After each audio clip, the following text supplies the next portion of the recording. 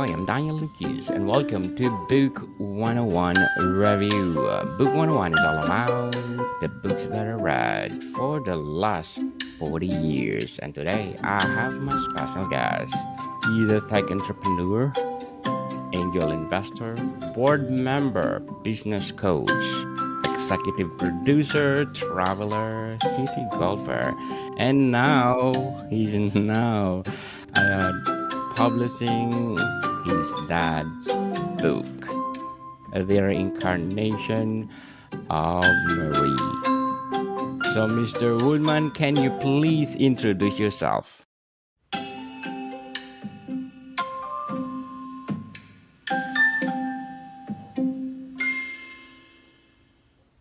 Yeah, well, you've already said enough, Daniel. Shitty golfer was really where it stands. Actually, I haven't played golf in a while. I had a shoulder surgery recently, but I ran a tech company for over 20 years. I sold it recently, and now I'm going back to sort of fulfill the passion and close the chapter that I started 50 years ago, thinking that I wanted to get into the film and television business in Los Angeles.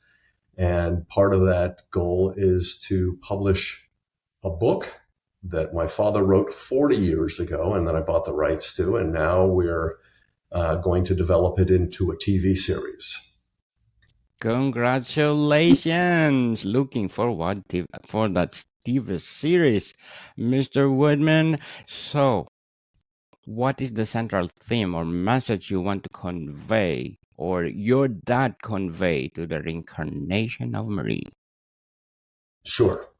So, ironically, Dad never intended to publish the book. He was an editor. He wrote many books, even bestsellers in the travel business. He was a nonfiction writer for the most part.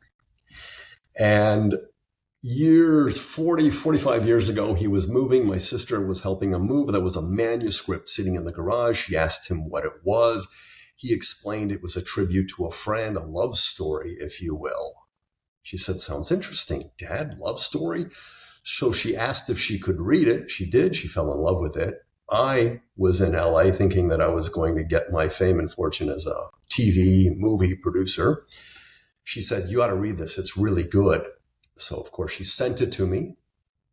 Took about 3 months before I got my lazy butt around to reading it, fell in love with it, could not put it down. I was in tears at the end. And I thought to myself, wait a second, this is a bit nepotistic. It's my dad, right? A love story.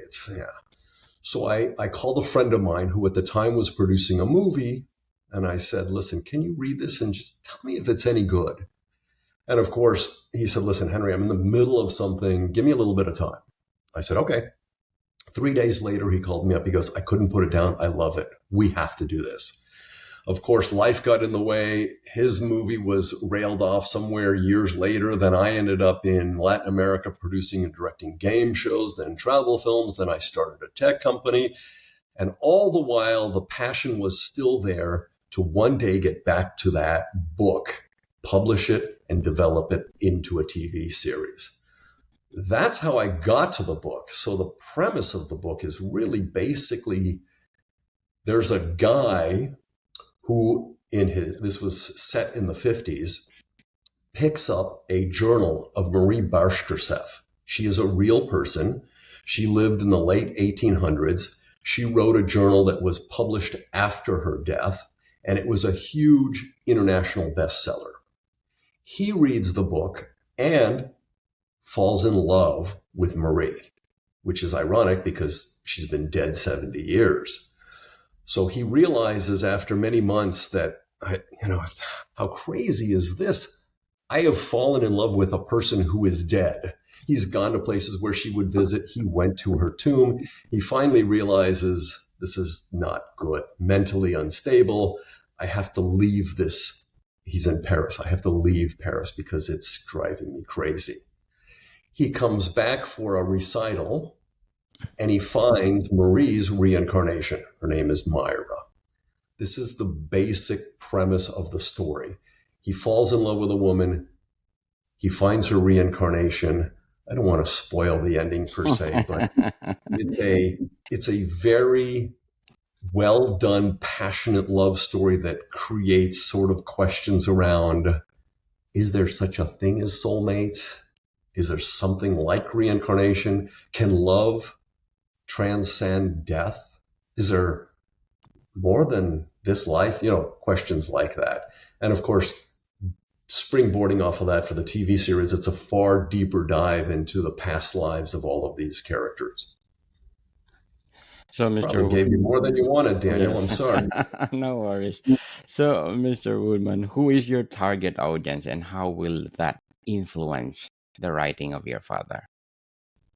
I don't know that he had a target audience per se. He was just writing it. Now, he was writing it as he said. He died 14 years ago, but he said at the time he was doing it as a tribute to a friend.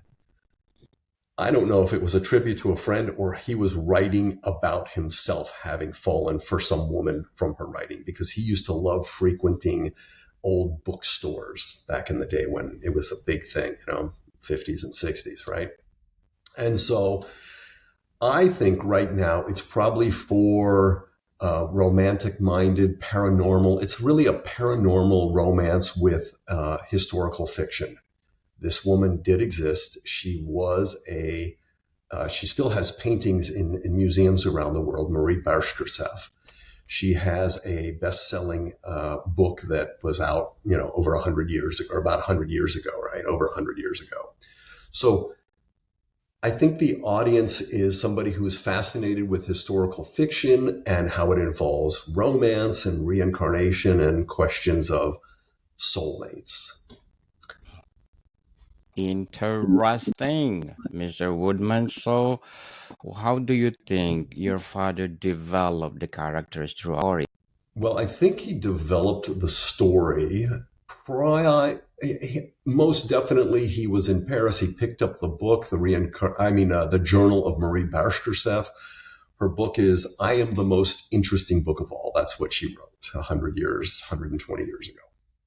After picking it up and reading it, he was fascinated. So I think either one of two things happened, and I never got the true story. Either he fell in love with Marie and wrote this story about that passion, or he had a friend who fell in love with Marie and told him the story. And he then, the book is really starting in a train station where his friend comes to him and he says, I have to tell you this. I know it sounds crazy. It even sounds crazy to me, and he's going off to war, by the way. But before I go, in case something happens, I need somebody to know this story.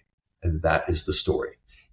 So he wrote it really as a passionate little escape for a woman who, Marie, in her mid-20s, 24, she died, and she wrote a journal about things that at the time were not spoken of, like sexuality and virginity and masturbation and things that women did not talk about in the 1800s, right?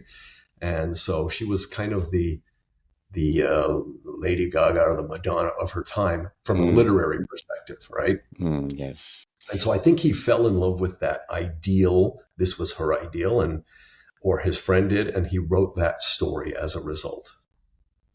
For sure. So, what kind of conflict drives the story and how does it escalate? Ooh, the conflict is really, wait a second. I've fallen in love with a dead person? I mean, that in and of itself is the conflict. Then the second part of the conflict, when you realize this is not healthy and I need to get away from this, unhealthiness. When he finds her reincarnation and she says the things Marie would say, she wears the things Marie would have worn, she acts the way Marie would have written about herself. And he tells her this. And he knows that he's only got a limited time on leave before he has to go back to the war. So the conflict is, now I have to leave and I need to come back to see her because we are soulmates. So the conflict is, I need to tell somebody because I can't believe it, but I found my love reincarnated, right? So I think that sort of disassociation with that, first, unreal feeling of being in love with a dead person, and second, I can't believe I found this person reincarnated. Mm. Yes, yes, yes, for sure. So, what do you think your father planned to create a suspense and keep the readers engaged to the reincarnation of Marie? Well, I don't know that he planned to write it to publish it. I think he planned to write it as a tribute to a friend because, it was, I'm guessing, cathartic for him. But I think the story really is, does love transcend time? Is there such a thing as soulmates?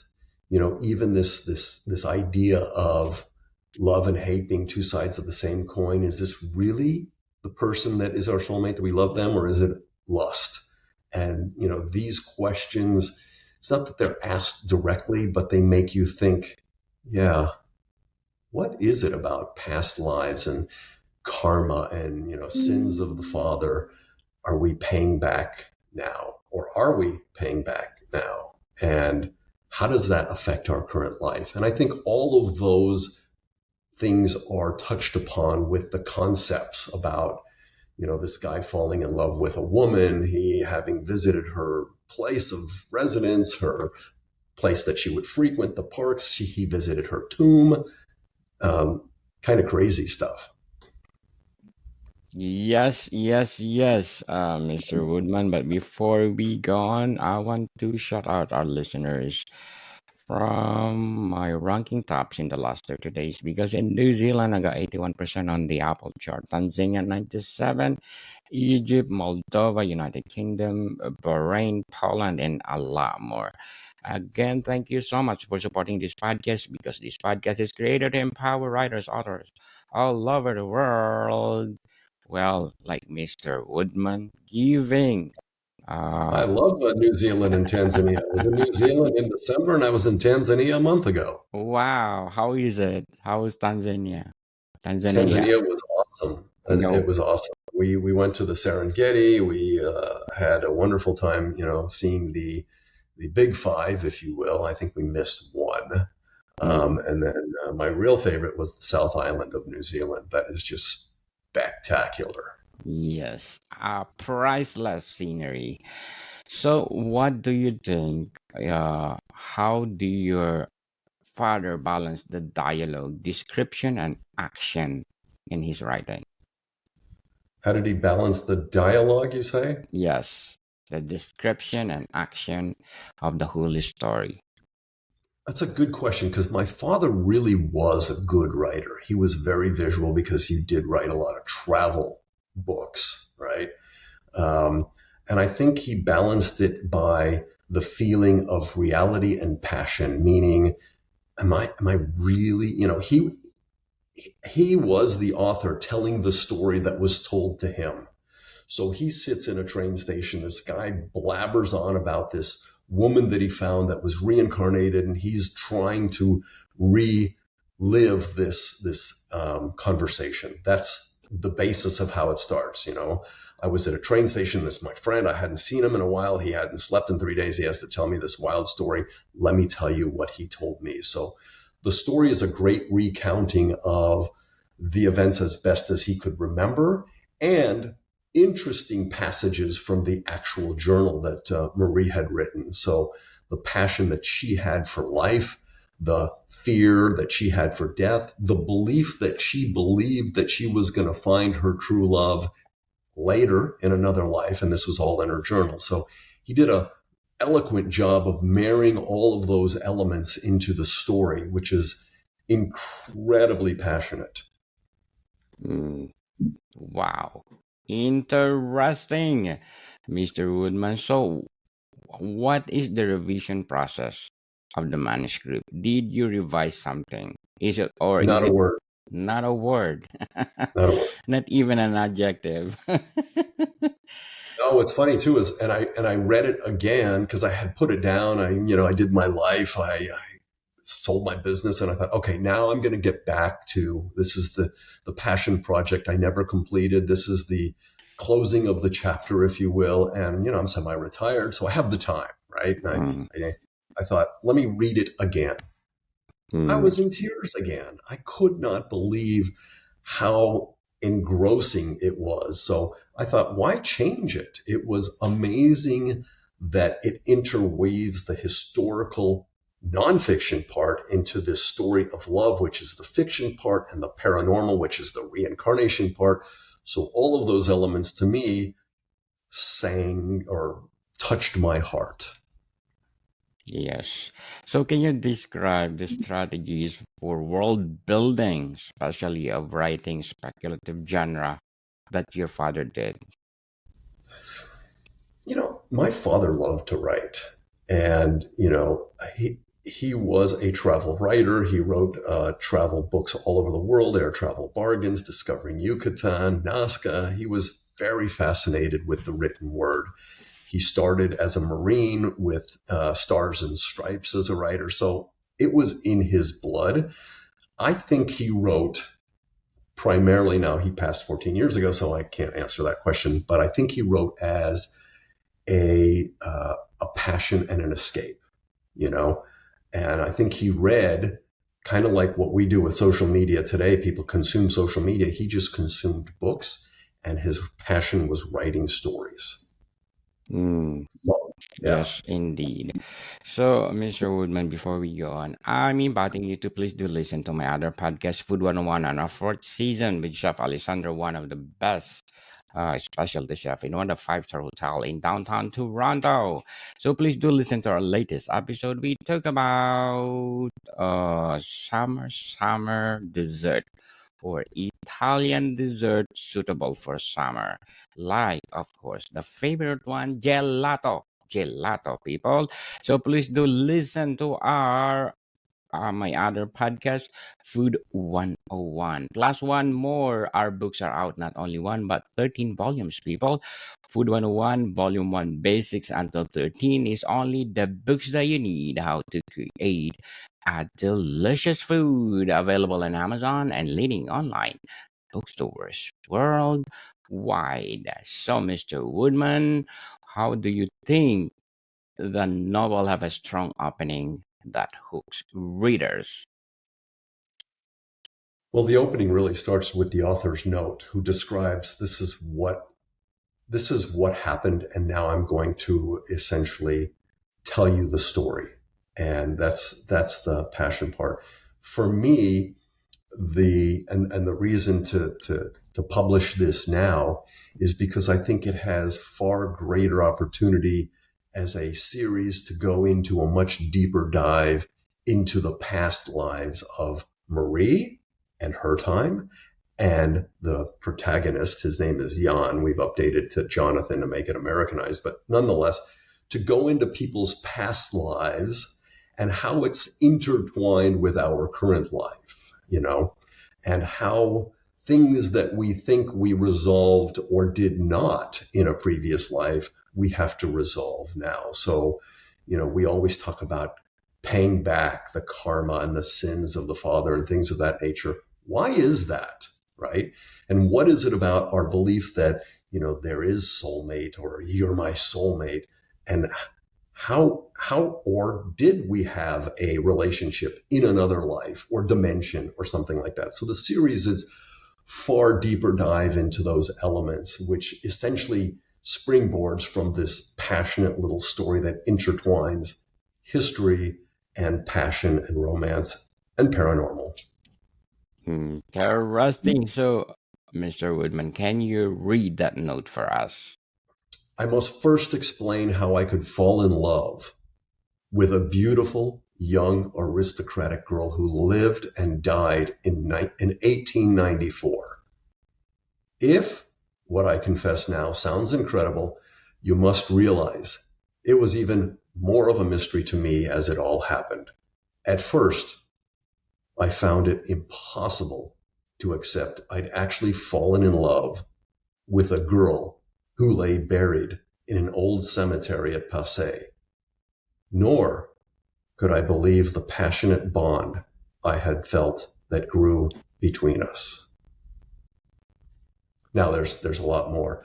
And by the way, there is also an audio book that I am the narrator. Now, I don't know that I'm a really good audiobook reader because that's not what I do, Yes. but I did it as a tribute to Dad. And within the book, it has reference to Chopin, what was Marie's favorite pianist and composer at the time.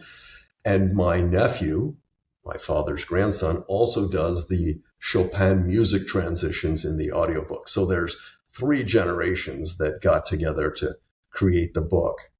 Thank you so much, Mr. Jim Woodman, for sharing your talent to the world. Even you are no longer here, but at least we can now read your manuscript through your son. So, what is the climax, sorry, of the story? With no spoilers. Yeah, I think the climax really happens when he firmly believes that he has found his true love, Marie, reincarnated in the current time. And she too has this passion that she can't identify, but there's something there for our character Yann as well. So I think the climax is, oh my God, it's been realized, and then we have this connection between these two souls, and then what happens from there. You're just going to have to read.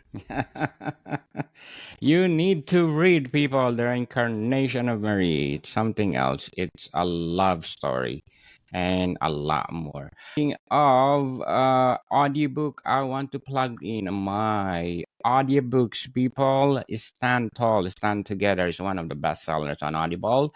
And of course, my book 101 review, volume 3. It's all my products of first season of book 101 review on my 100 episodes. Of course, my climate change book, Earth Fever, Unraveling Climate and Our Race to Restore Balance. And my book 101 review, volume 2, Selected. Again, this is the product of my first season and my 100 episodes of book 101 review. And of course, my book 101 review, volume 1, highly recommended. And of course, one of my self-help book, Threads of Existence, Weaving the Tapestry of Life. And Life is Too Short, a journey of discovery, fulfillment, and joy. They are available to purchase on Audibles and one of the best sellers. So please do purchase and enjoy one of my audiobooks. So, Mr. Woodman, can you please invite our listeners to support the books of your father and the TV series coming? Sure. And by the way, kudos to all those books you have out there. That is a major accomplishment. I am impressed. So Thank you. congratulations. Thank you so much. So the book is out in many places. If you want to continue to learn more about what we're doing with not just the book, but the TV series, I created a website called mariethestory.com. And so the book was, as I mentioned, it was just published a couple of weeks ago. And we have the development of the TV series, which is far deeper dive into the book. That will take time because we have to get what's called attachments, the showrunner, the director, cast. But the book essentially is to springboard that concept. We will probably have additional areas to promote it and get the word out. And that's really the thought process now, is that people get that passion and feel it. And then when the TV show comes out, they go, yes, I remember that. Actually, the show is called a different thing. It's called Slip In, which is a play on slipping through time. Yes, people, let's support the late Mr. Jim Woodman, because if you support him, the son will give more to his father. Mr. Henry Woodman, thank you for your time. Thank you, Daniel. Thank you, everybody. I appreciate it. I hope you enjoy the read. Morning, people. See you soon.